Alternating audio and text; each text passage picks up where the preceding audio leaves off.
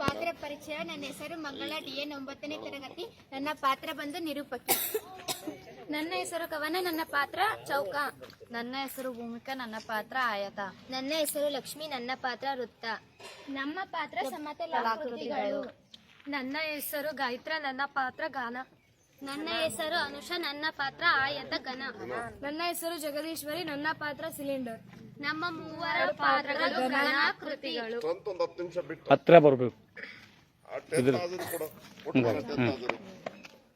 ಸಮತಲಾಕೃತಿಗಳು ಮತ್ತು ಘನಾಕೃತಿಗಳು ತಮ್ಮ ತಮ್ಮಲ್ಲೇ ಜಗಳವಾಡಿ ಹೇಗೆ ಒಂದು ತೀರ್ಮಾನಕ್ಕೆ ಬರುತ್ತಾರೆ ಎಂಬುದನ್ನು ಈ ಚಿಕ್ಕ ಸ್ಕಿಟ್ ಮೂಲಕ ವ್ಯಕ್ತಪಡಿಸುತ್ತಿದ್ದೇನೆ, ನೀವೇ ನೋಡಿ.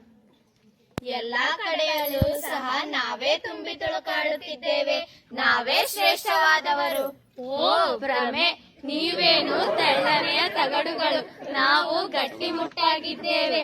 ನಮ್ಮ ಬಳಕೆಯು ಎಲ್ಲಾ ಕಡೆ ಇರುವುದು, ನಾವೇ ಶ್ರೇಷ್ಠ. ನಾವಿಲ್ಲದೆ ನಿಮ್ಮ ತಯಾರಿಕೆ ಎಲ್ಲಿದೆ, ಸ್ವಲ್ಪ ಕೇಳಿ ನೋಡಿ. ಏ ಘನವೇ, ನನ್ನ 6 ಅಳತೆಯುಗಳಿಂದ ನೀನು ಆಗಿರುವೆ. ನನ್ನ ವಿಸ್ತೀರ್ಣ ಮತ್ತು ಘನಫಲಗಳು ಬರುವುದು ನನ್ನ ಅಳತೆಯಿಂದಲೇ ಅಲ್ಲವೇ? ಹೌದು, ನನ್ನ ವಿಸ್ತೀರ್ಣ ನಿನ್ನ 6ರಷ್ಟು ಹೆಚ್ಚಿಗೆ ಇದೆ. ಆದ್ದರಿಂದ ನಿನಗಿಂತ ನನ್ನ ಘನತೆ 6 ಪಟ್ಟು ಹೆಚ್ಚಿದೆ.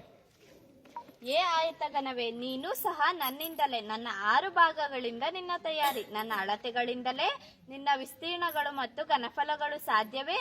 ಹೌದು, ನಿನ್ನ 6 ಭಾಗಗಳ ವಿಸ್ತೀರ್ಣ ನನ್ನ 1 ವಿಸ್ತೀರ್ಣಕ್ಕೆ ಸಮ ಅಲ್ಲವೇ? ಹಾಗಾಗಿ ನಾನೇ ದೊಡ್ಡವನು. ನಾನಿಲ್ಲದೆ ಸಿಲಿಂಡರ್, ಶಂಕು, ಗೋಳ, ಅರ್ಧಗೋಳಗಳು ಇವೆಯೇ, ಎಲ್ಲರ ವಿಸ್ತೀರ್ಣ ಮತ್ತು ಘನಫಲಗಳಿಗೆ ನನ್ನ ವಿಸ್ತೀರ್ಣವೇ ಸೇರಿದೆ. ಹೌದು ಋತವೇ, ನಿನ್ನ 2ರ ಜೊತೆ ನಾನು ಸೇರಿದ್ದರಿಂದ ಸಿಲಿಂಡರ್ ಆಗಿದೆ. ನಿಮ್ಮಿಬ್ಬರ ಸೇರುವಿಕೆಯಿಂದ ನಾನು ದೊಡ್ಡ ಆಕೃತಿಯಾಗಿದ್ದೇನೆ. ಎಲ್ಲಾ ಮನೆಗಳಲ್ಲಿಯೂ ನನ್ನದೇ ಸಾಮ್ರಾಜ್ಯ.